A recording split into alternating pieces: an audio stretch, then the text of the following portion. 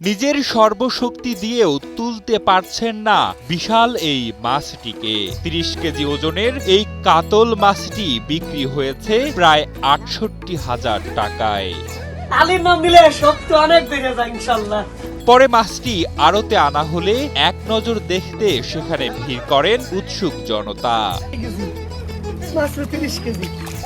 ২০ April ভোরে রাজবাড়ীর দৌলত দিয়া ফেরিঘাটের কাছে পদ্মা ও যমুনা নদীর মোহনায় এক জেলের জালে ধরা পড়ে বিশাল আকৃতির এই মাছটি।